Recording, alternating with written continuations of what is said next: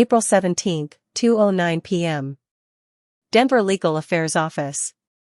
The clerk slid a folder across the counter toward me.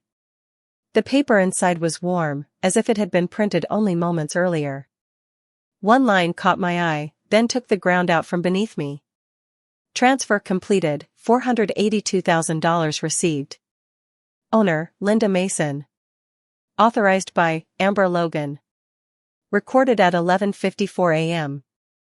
Attached was a small audio file. I pressed play with a steady finger I didn't recognize as my own. My daughter's voice filled the quiet room. Mom cannot know. Don't invite her for Easter at all. If she shows up, the deal will collapse. Before I could breathe, my phone vibrated.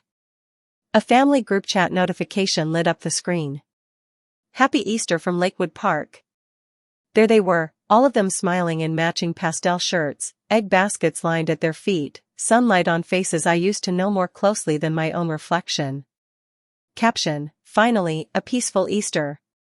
Without me. No call. No invitation. Not even a lie to soften the omission. At that very hour, while they posed for those photographs, they were selling my house behind my back. I stood there, the paper trembling faintly between my fingers, and wondered. How could my own children do this to me? If you want to hear the full story, stay with me. Because what followed is something no mother should ever have to survive. My name is Linda Mason, and by the time all of this happened, I was 74 years old. I had already lived a lifetime in worn nursing shoes, walking dim hospital corridors, holding the hands of people who were frightened, fading, or alone. I never thought the hardest heartbreak of my life would come from my own children, never from the people whose fevers I cooled, whose knees I bandaged, whose futures I quietly, steadily supported. For most of my adult life, I believed that sacrifice was simply what mothers did. I believed love was measured in casseroles carried to family gatherings, in babysitting without keeping score, in slipping folded checks into envelopes just to help you get through this month. I didn't realize how deeply those gestures had trained them to see me not as a person, but as an endless supply line. Amber, my daughter, was always the one who leaned first, leaned for money, leaned for comfort, leaned for decisions she didn't want to make herself. Mom, I just need a little help this once, she would say, though once had slowly stretched into 20 years of rescues. She had a soft voice, a convincing one, the kind that made you forget your own needs while she named hers. Trevor, my son, was different, less emotional, more practical. He came to me with numbers, credit card interest, overdue statements, a car payment he had miscalculated. He always spoke as though he were presenting a case, and I suppose I learned how to nod before thinking. He wasn't cruel. Just accustomed to me smoothing the ripples before they became waves. For the longest time, I didn't mind. I told myself that this was what family looked like, messy, complicated, and sometimes unbalanced. I told myself I was fortunate they still needed me. That without my house, my savings, my steadiness, the glue holding us together would crumble. Perhaps I feared that if I stopped giving, they would drift away. And perhaps, if I am honest, part of me knew they already had. I raised their children. I picked them up from school when stomachaches appeared at inconvenient hours. I held Amber through her illness and paid the bills that insurance refused. I co-signed Trevor's consolidation loan because I believed he deserved a clean slate. I cooked every holiday meal, stirring gravy with one hand and hope with the other, hope that they would show up, sit around my table, remember who we were. But over the years, something shifted. Gratitude became expectation. Expectation became entitlement. And entitlement, once fed long enough, becomes hunger, quiet at first, then sharp, then consuming. Looking back, I see the pattern clearly. They relied on me not because they cherished my wisdom or my presence, but because I made their lives easier. I simplified problems. I absorbed the consequences. I redirected storms. They never questioned whether I might be carrying too much, they simply assumed I could. I wasn't their mother anymore. I was their buffer. Their safety net. Their financial cushion wrapped in warm sweaters and polite smiles. They took my dependability as proof that I would never falter, never push back, never say the word they feared most, no. But what unsettles me now, what stirs a quiet ache beneath my ribs, is how invisible I had become to them long before the betrayal. I was in the room, yet not truly seen. My house was a meeting place, but not a home to them. My meals were conveniences, not gestures of love. My time was expected, not valued. For years, I told myself this was aging, that children grow up, become busy, build their own worlds. But aging should not mean erasure. Distance should not mean disregard. And family should not mean permission to take without ever looking back. When the clerk handed me that document in Denver, and when I heard Amber's voice telling someone not to invite me, my own daughter speaking with the calm cruelty of a person planning around an inconvenience, I finally understood the truth I had been avoiding. They didn't see me as a foundation anymore. They saw me as property. As an asset to relocate. A problem to be managed. A house to be sold. And maybe, in their minds, that made sense. After all, I had trained them to believe that my life was theirs to organize. But this is the part of the story where I begin to remember myself. Where I begin to separate who I truly am from who they decided I was. Where the ground beneath me, though shaken, begins to take its shape again. The first crack didn't come with shouting or accusations or any dramatic moment that would have warned me something monumental was shifting beneath my feet. No, like most betrayals, it arrived quietly, almost politely, dressed as concern. And because I loved my daughter, because I trusted the tone of her voice more than the content of her words, I let it pass without looking too closely. It was about a year before the sale. A gray afternoon in March. The house smelled faintly of lemon oil because I had polished the banister that morning, the same banister that had carried my children's small hands as they learned to climb the stairs. Amber came by to check in, though it had become increasingly rare for her to stop by without an expectation attached. Still, I brewed her tea and sat with her in the living room while the radiator clicked softly in its usual rhythm. She looked around my house with an expression I didn't immediately recognize, something assessing, calculating, as if she were rearranging the rooms in her mind. I mistook it then as harmless curiosity. Now, I see it for what it was, measuring.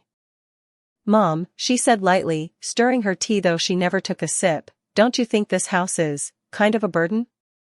I remember blinking, confused. "A burden? How do you mean?" "Oh, not in a bad way," she added quickly, smiling the way she does when she wants to soften a blow she's already decided to deliver. "Just, big. Old. Hard to maintain. Don't you ever get tired?" She asked it as though she were offering me relief. But there was a flicker in her eyes, a flicker of impatience, or maybe anticipation, that unsettled me for one brief second. Then, foolishly, I let the moment float away. I laughed. Truly laughed. This house keeps me busy. Gives me purpose. I like taking care of it. She pressed her lips together, not in disagreement but in calculation. "I just think," she said gently, "that you shouldn't have to deal with all of this alone. There are easier options." Easier options. The phrase didn't strike me then. It only grazed the edge of my awareness, leaving a faint bruise I didn't yet feel. She reached out, squeezed my hand, and said, "Just promise me you'll think about your future." My future. My house. My independence, already being discussed like a piece of furniture with one loose leg. I nodded, mostly to end the conversation. She left soon after, kissing my cheek and saying she'd call later, which she did not. The house settled back into its quiet after she walked out, and for a moment I stood in the middle of the living room, staring at the space she had just occupied. Something about the visit felt off. Not wrong enough to alarm me. Not sharp enough to hurt me. Just off, the way a picture frame hangs slightly crooked and you convince yourself you'll straighten it later. I told myself she was worried about me. That she meant well. That all children eventually start seeing their parents as aging, delicate, in need of guidance. It is a humbling thing, to realize your child believes she knows better than you. But it is not necessarily cruel. Not always. I dismissed the unease. I returned her mug to the sink, washed it carefully, dried it with the towel embroidered with blue asters, and placed it back in the cabinet where it belonged. A small ritual, one I had performed after every visit for years. I didn't know then that Amber's question wasn't a passing comment. It wasn't casual or careless. It was a test balloon, an early probe to see how willing I might be to relinquish something they had already begun to covet. That was the first crack. Soft. Barely visible. But in hindsight, it was the moment where my life began to tilt toward the betrayal that would soon swallow everything I thought was secure. And had I looked more closely, had I asked why she spoke about my home as though it were temporary, had I listened for the hesitation she tried to hide, I might have noticed the ground shifting long before it broke. But I didn't. Not then. And the crack widened quietly, invisibly, until the day it split my life open. After Amber's comment about the house being a burden, the days settled back into their ordinary rhythm, or at least they pretended to. I went about my routines, dusting picture frames, watering the African violets in the kitchen window, folding laundry with the quiet satisfaction that comes from tending to a life you built with your own hands. But underneath those small rituals, something had shifted. I didn't feel it clearly yet, only faintly, like the distant hum of a machine running behind a wall. The small cuts came slowly, carefully spaced, easy to excuse one at a time. First were the calls. I would dial Amber, usually in the evenings when the house grew still, only to reach her voicemail. "Sorry, can't talk right now," her automated voice would say. Trevor's phone did the same. I convinced myself they were busy. Everyone is busy, I told myself. Still, the silence stretched longer with each attempt. Then came the rescheduled visits. "This week is impossible, Mom," Amber texted once. "Maybe next Sunday." Next Sunday arrived with another message. Actually, something came up. I didn't ask what, and she didn't offer. The distance accumulated like dust on a shelf, fine, weightless, invisible until you finally run a finger through it and realize how thick it has grown. But the moment that began to trouble me, even then, happened one afternoon when both of them came by unexpectedly. They stood in my living room, something about their posture stiff, their eyes scanning the walls and floors as if they were appraisers rather than children returning to the house that had raised them. Trevor toed the baseboard near the hallway and murmured, almost to himself, "This place would show well once it's decluttered." I asked what he meant. He blinked, startled, then brushed the comment aside. "Oh, nothing. Just thinking out loud." Amber shot him a look, sharp, warning, and he fell quiet. I didn't understand it then, but it lingered with me the rest of the day, like a sentence left unfinished in a room that wouldn't air out. Another time, while I was pouring tea, I heard them whispering in the dining room. Trevor's voice reached me first, low and urgent. "If she just signs, everything will move faster." My hand tightened on the teapot handle.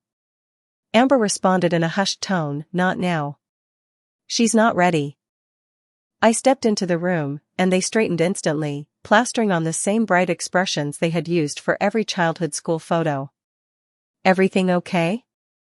I asked. "Of course," Amber replied. "We were just talking about paperwork for Trevor's job." Perhaps I should have questioned it.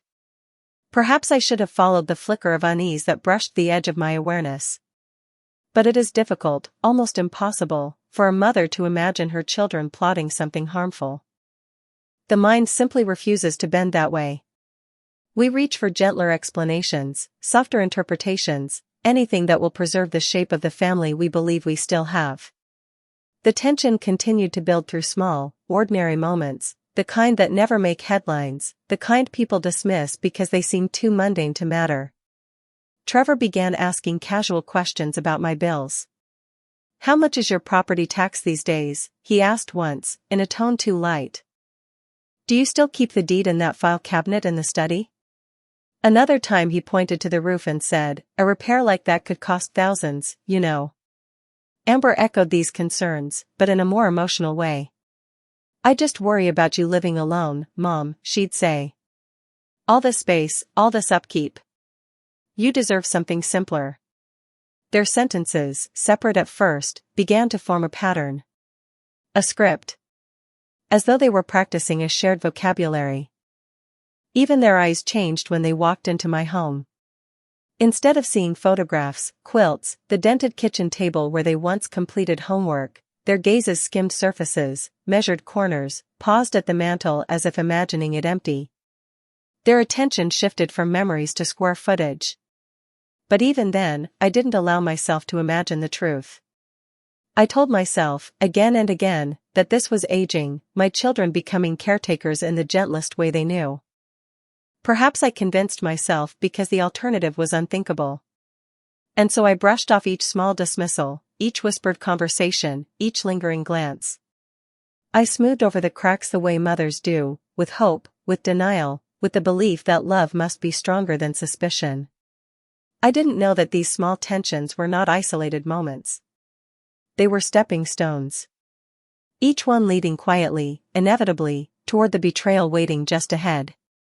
Easter, that year, arrived with a sky so clean and blue it almost felt artificial.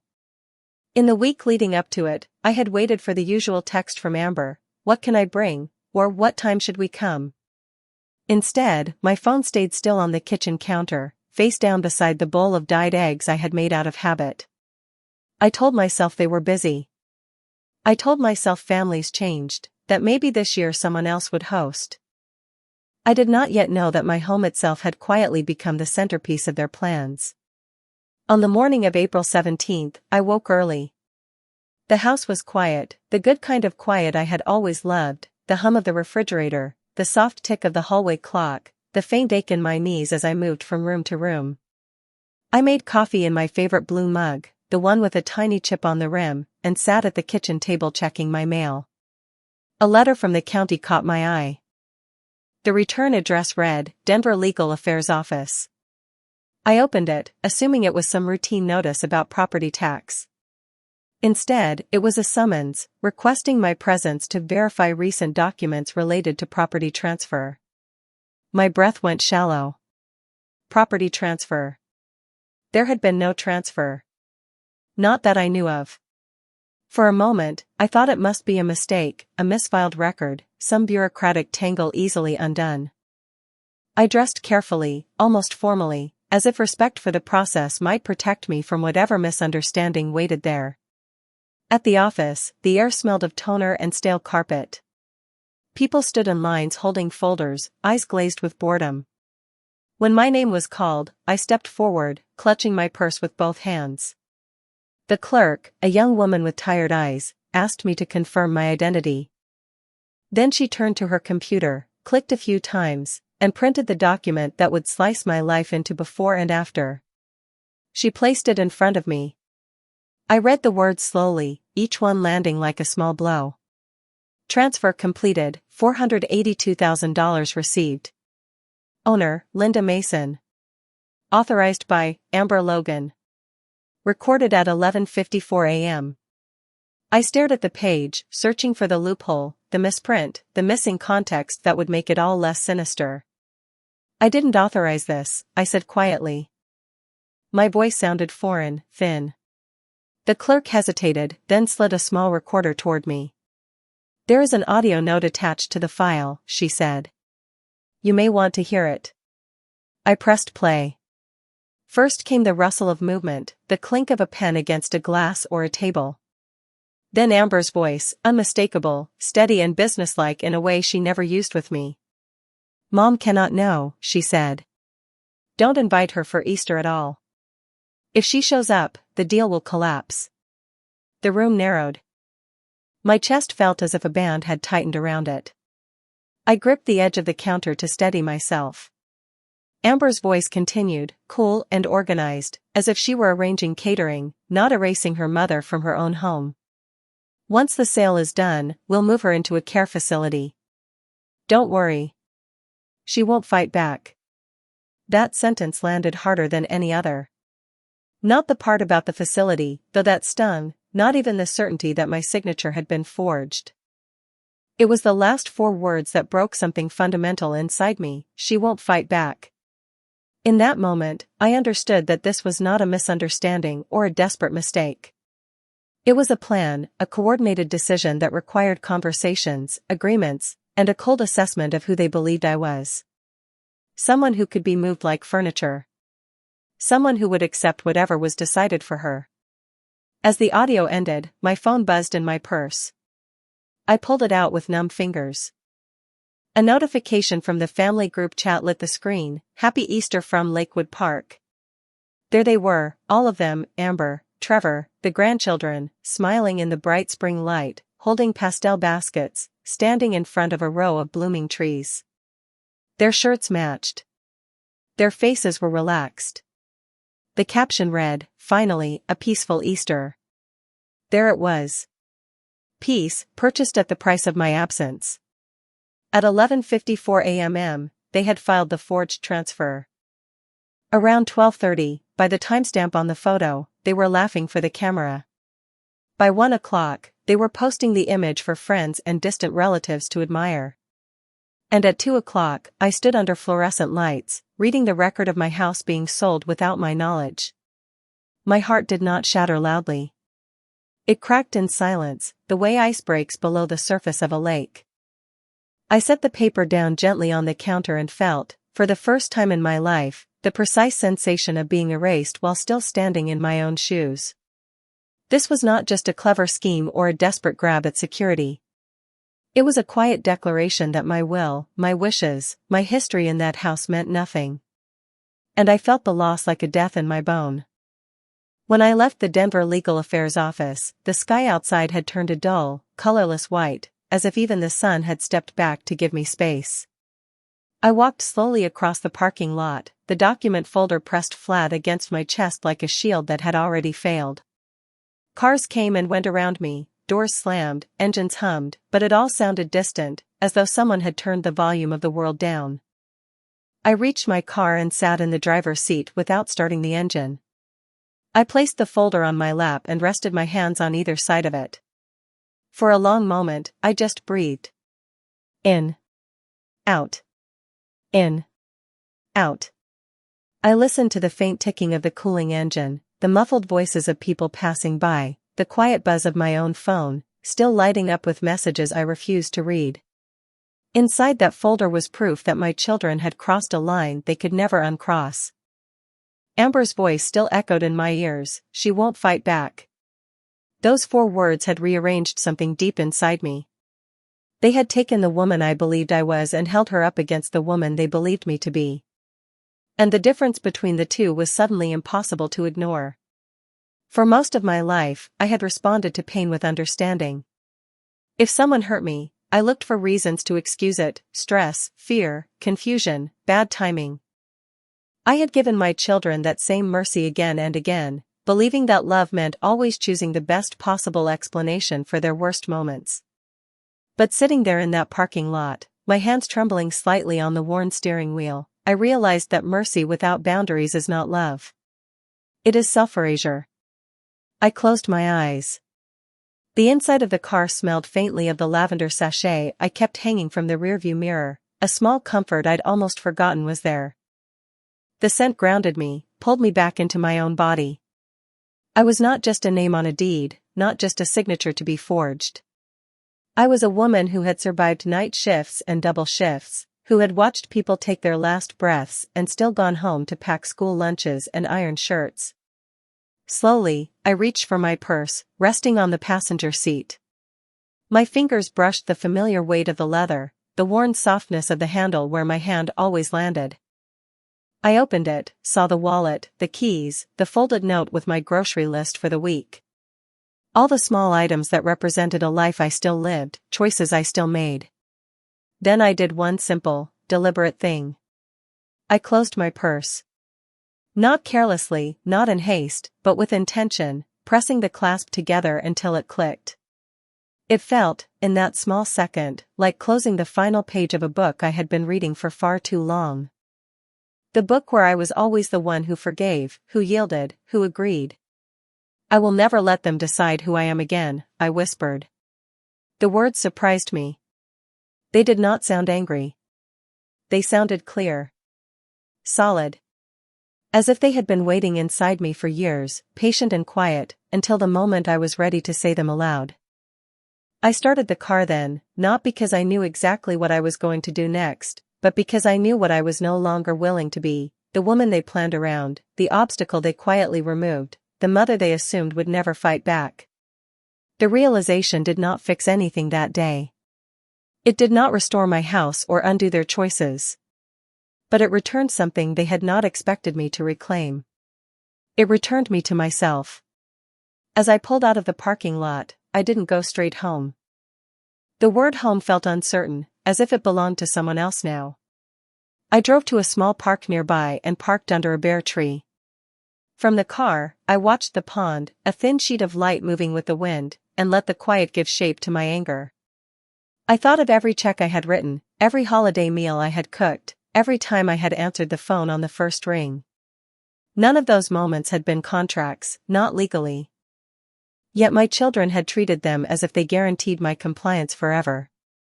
They had mistaken generosity for weakness, reliability for surrender. In that quiet car, with the lavender sachet swinging slightly and the pond glinting in the distance, I made a private decision. I would not scream. I would not beg. I would not march into their homes demanding explanations they were too practiced to give honestly. Instead, I would do something far more unsettling to them. I would become someone they did not expect. The woman who investigated. The woman who asked for documents. The woman who hired professionals. The woman who said no, clearly and without apology. That afternoon, the realization settled over me like a new, heavier coat. It did not feel comfortable yet. But it fit. By the time I finally turned the engine off, the decision sat inside me like a stone at the bottom of a pond, heavy, but steady, and mine alone now. I did not rush home after leaving the park. I sat there a long while, watching the wind skim across the pond in widening rings. My hands rested on the steering wheel, steady now, as if the decision forming inside me had begun to anchor my bones. For most of my life, I had solved problems quietly, at kitchen tables, on late-night phone calls, through gentle nudges and quiet patience. But this was different. This required a different version of me, one I had not called upon in decades. When I finally drove away, I did not turn toward my neighborhood. Instead, I drove straight to an office building downtown, a clean rectangle of glass I had passed many times without imagining I would ever walk inside. The sign by the door read, Harlow & Wynn, Estate and Litigation Services. The name had been recommended once by a former colleague, back when we were still exchanging Christmas cards. Inside, the air smelled faintly of eucalyptus and printer ink. A receptionist looked up from her desk, her expression neutral and professional. "How can I help you today?" she asked. I did not tremble.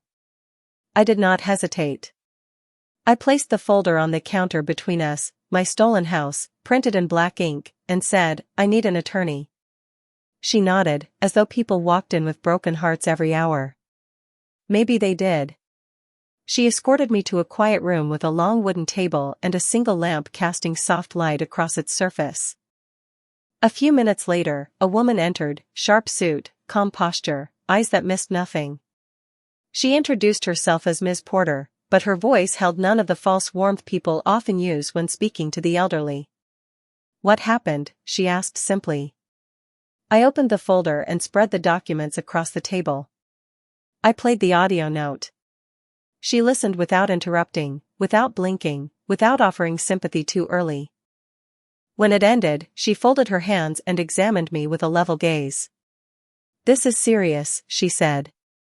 "And very much worth pursuing." Her steadiness steadied me. In the hours that followed, she guided me through steps with clinical precision, no coddling, no assumptions that I wouldn't understand.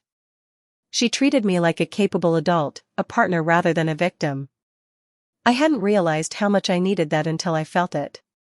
Within 72 hours, the world shifted. First, the sale was frozen. The forged signature triggered an immediate halt, and Ms. Porter filed an emergency injunction that locked everything in place. No money could move. No documents could be finalized. Second, the signature was confirmed fraudulent. A handwriting expert compared years of my signatures to the one Amber had submitted. The conclusion was unmistakable. My daughter's neat imitation had betrayed her, too deliberate, too careful, lacking the small imperfections earned through decades of writing my name while half asleep after night shifts. Third, an investigation was opened. Not by me, by the county. Fraud of this magnitude demanded answers. Every timestamp, every transferred file, every email that had facilitated the sale was suddenly subject to scrutiny. A process my children had hoped to complete quietly was now illuminated by fluorescent legal light. Fourth, I rewrote my will. This decision did not come from anger, though anger had its place, but from clarity. I sat with a pen in hand and crossed out the names I had once written with such certainty. My estate, modest but hard-earned, would not go to people who saw my life as acreage to be divided. I redirected everything toward organizations that had touched me over the years: a hospice center, a scholarship fund for nursing students, a program providing meals for elderly residents living alone. The kinds of places that understood service without taking advantage of it. Last, I removed Amber from every document. My power of attorney. My medical directives. Every line where her name had been placed in trust. I replaced her with a neutral fiduciary recommended by Ms. Porter, a woman I had met only once but who had already shown me more integrity than my own daughter had in years. Through it all, I felt something unfamiliar unfolding inside me. Not triumph. Not revenge. Something quieter, sturdier. A reclamation of agency I had slowly given away through decades of small sacrifices. On the third night, I sat in my kitchen under the warm glow of the overhead light. Papers were arranged in careful stacks on the table. The lavender candle flickered beside me, the same one I had lit on countless evenings before, but this time, the light felt different. It illuminated not just the room, but the woman sitting at the table. I realized then that I had always been capable of standing up for myself. I had simply forgotten. The years had trained me to soften, to bend, to make room for everyone else. But when pushed to the edge, something in me had snapped back into alignment, quietly, decisively. My children had counted on my silence. They had counted on my fear. They had counted on that old, exhausted version of me. But she was gone. The woman who rose in her place did not shout or threaten. She did not collapse. She did not tremble. She took action. Measured. Legal. Unmistakable. And with every step, I felt the ground beneath me solidify again. For the first time in a long time, I was not reacting. I was choosing. And every choice pointed me toward a life where I belonged to myself again. Consequences do not always arrive like thunder. Sometimes they move slowly, like a tide changing direction, quiet at first, then undeniable. In the days after the injunction was filed, I felt that shift unfolding around my children, though I did not witness most of it directly. I didn't need to. The trail they had left was plain, and the world simply followed it back to them. The first tremor hit Amber. She received notice from the buyer's agent before I did. The down payment, $25,000, had to be returned immediately. Breach of terms was the phrase used, though the agent explained in sharper words that fraud had voided the agreement entirely. I imagine Amber standing in her kitchen, holding that letter with the same hands she had used to forge my name. I wonder if they trembled. I wonder if she finally understood the seriousness of the line she had crossed. Then came the complaint. The buyer filed it formally, citing misrepresentation and damages. I did not celebrate when I heard. There was no triumph in it for me. Only the quiet confirmation that truth, even when delayed, eventually surfaces. Trevor's consequences arrived differently. His employer contacted the county during the investigation, routine inquiry, they said. They received, in return, documents linking him to the attempted sale, emails, drafts, timestamps that placed him squarely at the center of the scheme. Ethical concerns was the phrase used in the termination letter. He had always prided himself on being the responsible one, the logical one. Losing his job, I imagine, cut deeper than he expected. But even that paled in comparison to what followed. Because what hurt them most wasn't legal. It was the collapse of the story they had told themselves. They had wanted Easter to be peaceful. They had arranged their smiling photo as if joy were something you could stage. But in the investigation file, that picture sat front and center, a time-stamped alibi proving that while they smiled in matching shirts, they were simultaneously erasing me from my own life. The county investigator even commented on the irony, though gently, as if speaking to someone fragile. And in the days after the truth surfaced, their perfect image began to dissolve. Friends asked questions. Relatives reached out in confusion. Their neat narrative, of being dutiful children worried about an aging mother, unraveled under the weight of facts too heavy to spin. Eventually, they came to me. It was early evening when I heard the knock, soft, hesitant, as if they already feared the answer. I opened the door to find Amber and Trevor standing on my porch, their eyes red, their shoulders curved inward. They looked smaller than I remembered, or perhaps I was simply seeing them without the veil of unconditional forgiveness I had worn for so many years.